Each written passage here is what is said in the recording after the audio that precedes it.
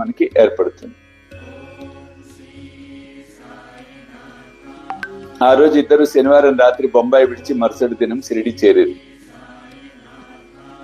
సరే, మసీదు మెట్లకి లోపలికి వెళ్లే ప్రయత్నం చేస్తూ ఉండగా బాబా కాకా మాజీ స్నేహితుడిని చూసి బేటా ఆజావ్ అంటే పిలిచాడు. ఆయన రావయ్యా రా.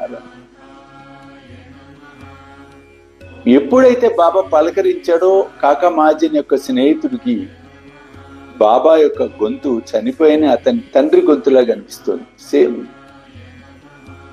తనకి అసలు చాలా ఆశ్చర్యకరం అనిపిస్తుంది.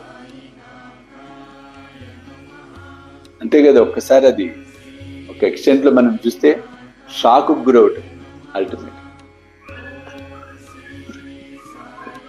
దాంతో పరిగెత్తుకుంటూ పరుగున పోయాడు. బాబాను చూసి చాలా ఆనందపడి సంతోషపడి బాబాకు ప్రణమిల్లి బాబా దగ్గర ఆశీర్వచనం తీసుకున్నాడు.